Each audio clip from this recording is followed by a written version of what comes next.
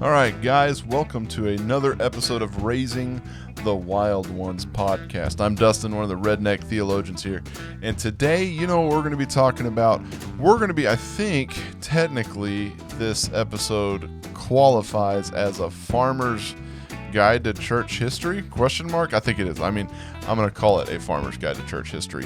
But today, what we're going to be talking about here is the historical evidence of Jesus. We're going to be looking at some of the accounts, not just biblical accounts, mind you. We're probably not even going to talk about the biblical accounts very much. We're going to talk about outside evidence that points towards an actual Jesus Christ existing, right? Other people writing, stuff like that. But before we really jump into this episode, there's a couple things like housekeeping, right? Those are the things you got to say at the beginning, right? Numero uno. We are kind of in our winter break here at Raising the Wild Ones podcast. What that basically means is that's no big deal at all. We're going to keep doing weekly episodes of Hillbilly Hermeneutics, Farmer's Guide to Church History, or Rednecks Read the Bible, or just little stuff like that. So we're going to keep posting episodes up weekly, but what that means is we are not going to be doing our big episodes, right? We're recording some good stuff, some hardcore stuff. Me and Caleb are. We're getting some things ready, and they will come back soon, I promise. But don't you guys worry. We will still be getting out some good content for you guys, both here on YouTube. Check us out on YouTube. I've been doing a whole bunch of shorts on YouTube, and those are some pretty cool stuff. Check us out all over the place because there will be content continuing to come out. We're just taking a little bit of a siesta, right? Just a little bit of a nap, a break on our main feed episodes, big episodes and stuff like that. But that doesn't mean you don't get cool stuff that's going to be coming at you like today, where we're going to be talking about the historical evidence of Jesus of Nazareth. Now, it is about mid-November. Ooh, Thanksgiving is coming up, right? You know what I want you guys to do? I want you guys to go grab yourself a cup of coffee, right? You might even have family in for Thanksgiving. Go step outside and take a breath because, family's fun, right? But it's okay to chill and be by yourself, right? So take a moment, take a breath, take a sip of that coffee, and listen to this episode here. Or you could just fire up this episode with your entire family. You know what? Better yet, how about in the middle of Thanksgiving dinner?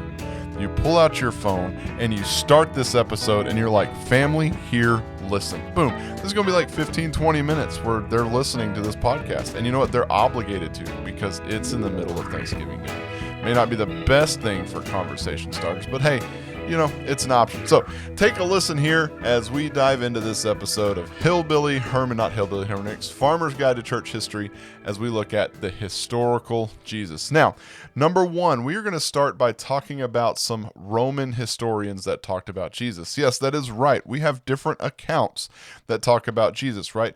We have obvious accounts, right, which is the Gospels, right? It's Matthew, Mark, Luke, and John. We got the letters of Paul, right? The epistles, all these things talk about Jesus, but we also have Roman historians that mention Jesus, and we also have Jewish historians that mention Jesus, and we have other independent sources, right? Some Jewish writings and some other writings that refer to Jesus. Now, we're starting at the Roman historians. There are three main Roman historians that talk about Jesus. The first one is this guy named Tacitus, right? Tacitus wrote between 56 and 120 CE, and he writes about Jesus about 115 is when he writes. And 115 is going to be roughly about 80 years after the death of Christ when he writes, right? But what he writes in his book that is called the Annuals, right? In his writings, the Annuals, he writes mainly about Nero persecuting the Christians, right? So what this does is this confirms that Christians were called Christ, right? He also writes that some of these people suffered the same extreme penalty as their leader. These are some of the things that he is writing. So he is not necessarily writing specifically about Jesus. He's writing about the Christians, but through writing about these early church followers, Christians, he is saying that some of these people suffered the same penalty that their leader Jesus did, execution through crucifixion, right? And he states this during the reign of Tiberius at the hands of one of the that's a very big word. At the hands of one of the people, Pontius Pilate. Basically, he states that Jesus died at the hands of Pontius Pilate, their leader of this sect, Christians, right? This is important. And why is this important? Because this is what do you call it? Man, the words are hard sometimes. This is evidence. That's the word I was looking for. This is evidence that points towards Jesus outside of, the Bible. We also got another guy named Philly the Younger, or Flinny the Younger, not Philly the Younger. We can call him Philly. Here he's going to be Mr. Philly. But Flinny the Younger, right? He was from 61 to 113. He wrote a letter, right, to the governor of Brythia in Asia Minor. And he wrote this letter in 112. And basically he was seeking advice on prosecuting Christians, right? He's seeking advice on what should we do with these Christians. So once again, this is another evidence of Christians were around, Christians were a thing, and all of these things were happening, right? And he writes this, basically, he describes them as singing hymns to Christ as to a God. So he's like, they're singing these hymns to Christ as to a God, right? And he's trying to figure out, what do we do with this? And so he writes about that, which is another added benefit to show some more evidence here about a historical Jesus. There's another guy named Suetonius, right? He was from 69 and 140. This guy was a Roman historian. He wrote the lives lives of the Caesars in 112. While he was writing this, he mentions the expulsion of Jews from Rome because they were causing a disturbance as the ingestion of Certerus, likely a misspelling for Christ. So he basically calls him Chesterus, which is interesting, right? This is kind of a fun one. I looked at this one a little bit. It's kind of cool. A lot of people think that word Chesterus is a misspelling for Christus or Christ, which is interesting. So he kind of talks about the idea of we are exposing these Jews from Rome because they are causing a disturbance because of who? Jesus, right? So these are three historical Roman historians that talk about the idea of the character of Jesus. Now, we also have Jewish historians, right? And so these are Jewish historians who talk about this, and they basically were the Jews were the ones who crucified Jesus. So this is like the other side. So a lot of these people are Pharisees or Sadducees, and they're talking about this. So we've got Josephus, which is one of the big ones. I'm pretty sure you've probably heard that word before, Josephus. But Josephus was from 37 to 100, and he wrote this thing called The Antiquities of the Jews, which he wrote between 93 and 94, which is probably close to about 60 years after Jesus died. And in this thing, he specifically refers to the execution of James, and he says the brother of Jesus who was called Christ. And so he specifically discusses the execution of James and that he was the brother of Jesus, and then he says that Jesus was called Christ, right? And this was widely accepted, right? There's also a little bit different passage in the Testimonium of It almost looks like, this was a funny word. I just love words, okay? And I'm not that great with words. That's why I'm a redneck theologian and not just a regular one. But the Testimonium of Flavamonium, and it was a longer depicted, or basically this was a little bit of a longer passage, and this passage does describe Jesus as a wise man. It describes Jesus as a wonder worker, and it says that he was the Christ. Now, this one's important because this is completely outside of the Bible. A Jewish historian writes about James, the brother of Jesus, and basically says that Jesus was called Christ. And then he writes again saying that he was a wise man and a wonder worker, and he was Christ. We're starting to build a picture here of who Jesus was, and we're starting to figure out what outside of the world they looked at and how they thought who Jesus was. And we get all of this evidence in this picture not from the Bible, right? So when you start taking this and you start adding this to Matthew, Mark, Luke, and John, it makes the picture that much bigger, right? Starting to see these other evidences. And so these are just writings, right? Because there's more than just some, Jewish and Roman historians. There's two other sources that refer to Jesus, right? There's the Babylonian Talmud, which is a rabbinic writing. Rabbis wrote it. That's basically a fancy way to say it. Some rabbis wrote it between 7 and 500. So this is a big time period that this thing was written. But this refers to a guy named Yeshua. Jesus, right? It refers to this Yeshua being hanged. Now, there's a little bit of a discrepancy there because we know through the Matthew, Mark, Luke, and John that he was crucified. But when you dig deeper into this time period, they would say hanged as kind of like a euphemism for crucifixion. So instead of saying he was crucified, they're just saying he was hanged. It's kind of like the same kind of stuff of saying like somebody died here today, right? We don't know how they actually died, but we just know they died. So they died, right? So they're using the word hanged here in that same deal. So they refer to Jesus, say that Jesus was hanged or crucified, and then it goes on to say that he was crucified on the eve of Passover, and his disciples practiced sorcery. Now, things are getting really interesting here, right? Performing miracles is a more better way for sorcery, right? They use the word sorcery, but go on to say it's miracles. What happened immediately after, right, in Acts chapters 1 through the rest of the book of Acts, right? It says the Holy Spirit fell on his followers and they healed people. They did miraculous signs. So we've got this early rabbi writing here that talks about Jesus, and it talks about his disciples performing sorcery, right? Interesting. There's also another one called the Mar Bar Siquorium. That was in 73, which is really interesting on this one because that's only like 40 years after Jesus' death, right? This was basically a guy, his name was Cyratic Stoic, Cyratics, man, names, okay? Why couldn't some of these dudes be just like simple names like Joe or Steve?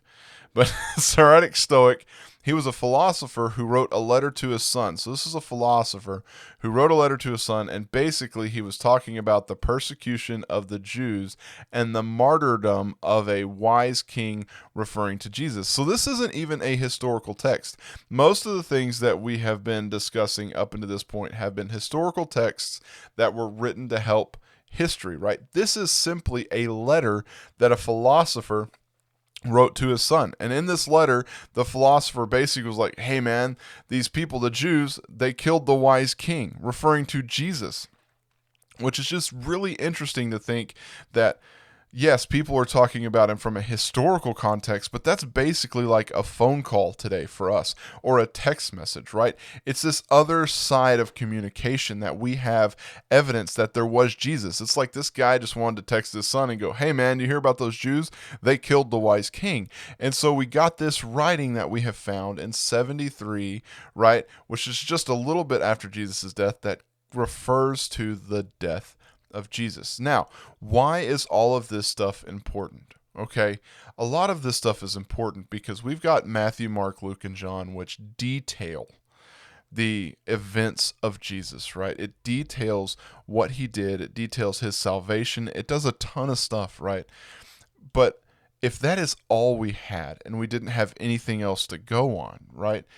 It's like, well, okay, we just have Matthew, Mark, Luke, and John. We just have these writings.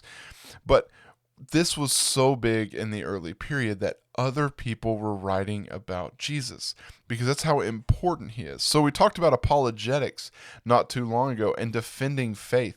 You can defend your faith and especially defend Jesus from a different and a myriad of sources because there's a ton of different ways to defend faith, both historical evidence and biblical evidence.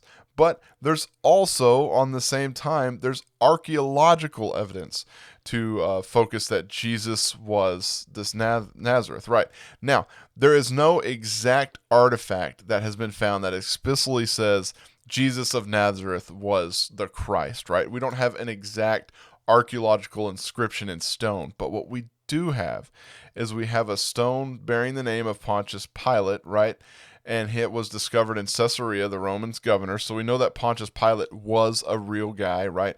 We know that Nazareth existed. We know a lot about first century Jewish life, right? And we can catch all of these things through, what is that, archaeology. Now, why is all this really important?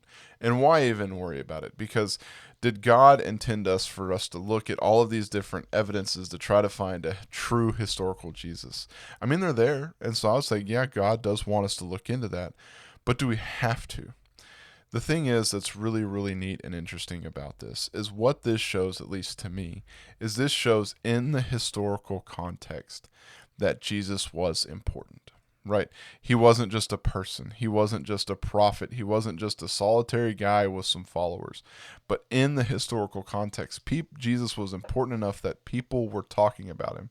And it goes to show even the fact that Jesus is not just a person. He wasn't just a prophet, but he was the Son of God, because we get that through Matthew, Mark, Luke, and John. So all of these things work together.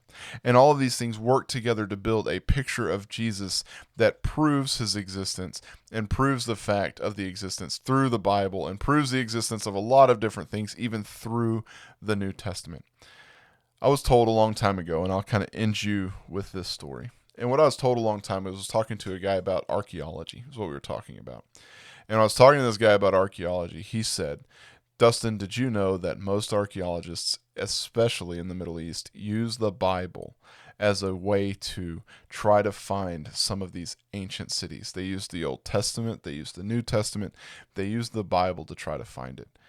Guys, if the Bible is so important that an archaeologist is going to look at that thing and try to figure out where these cities are, then it should be even more important for us to take a moment, step back and read. And when we read the words of Jesus, we can know with assurance that Jesus was a real person. He really exists, and he was the Christ, our Savior.